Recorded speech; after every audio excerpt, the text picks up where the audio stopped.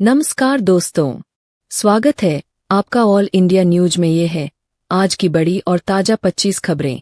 तो चलिए बिना देर किए शुरू करते हैं। बेंगलुरु में आरसीबी की जीत के जश्न में भगदड़, 11 की मौत। आरसीबी की पहली आईपीएल ट्रॉफी जीत के बाद चिन्नास्वामी स्टेडियम के बाहर भीड़ में भगदड़ मच गई, जिसमें 11 लोगों की मौत हो गई और 50 से अधिक घायल हुए। भारत में कोविड-19 के सक्रिय मामले 4,300 के पार। पिछले 24 घंटों में कोविड-19 से 7 नई मौतें हुईं, जिससे सक्रिय। प्रधानमंत्री मोदी ने मंत्रिपरिषद की बैठक की अध्यक्षता की। प्रधानमंत्री नरेंद्र मोदी ने ऑपरेशन सिंदूर के बाद पहली मंत्रिपरिषद की बैठक की अध्यक्षता की, जिसमें विभिन्न राष्ट्रीय मुद्दों पर चर्चा हुई।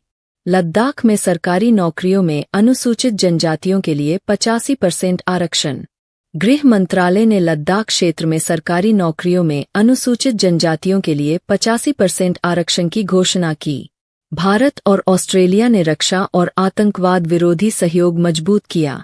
नई दिल्ली में राजनाथ सिंह और रिचर्ड मार्लेस के बीच हुई बैठक में दोनों देशों ने रक्षा और आतंकवाद विरोधी सहयोग को मजबूत करने पर सहमति व्यक्त की।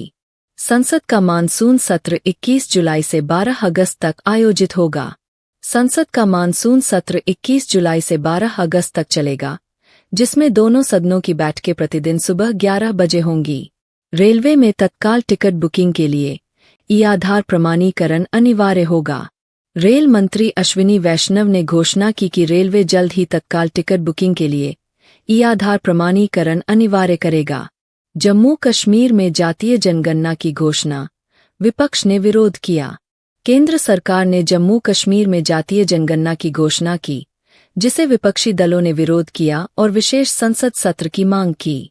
दिल्ली सरकार ने वायु गुणवत्ता सुधारने के लिए नई पहल शुरू की।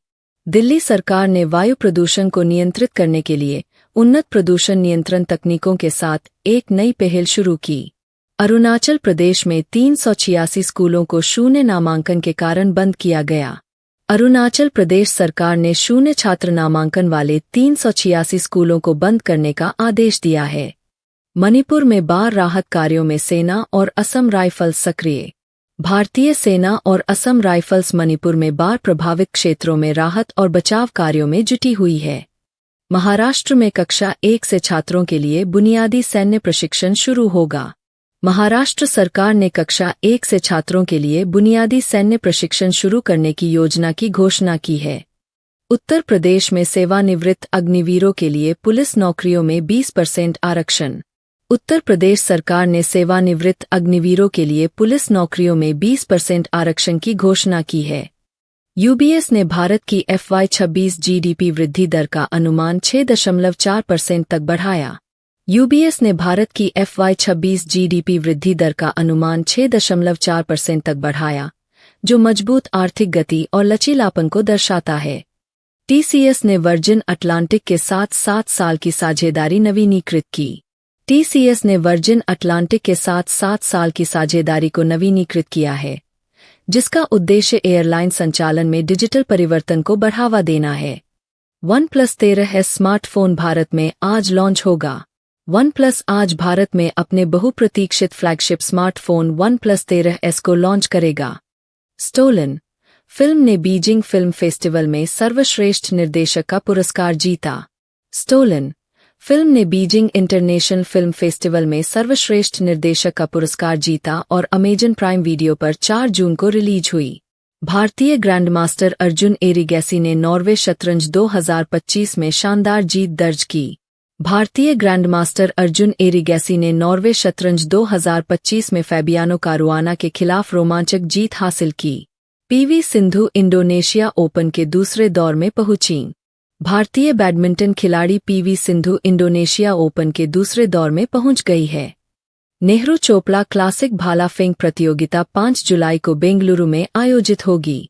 भारत की पहली अंतर्राष्ट्रीय भाला फेंक प्रतियोगिता नेहरू चोपड़ा क्लासिक अब 5 जुलाई को बेंगलुरु में आयोजित की जाएगी।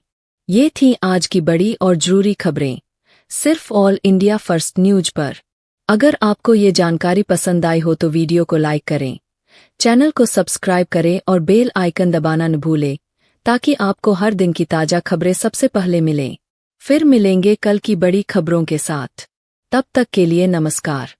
खुश रहें और सुरक्षित रहें।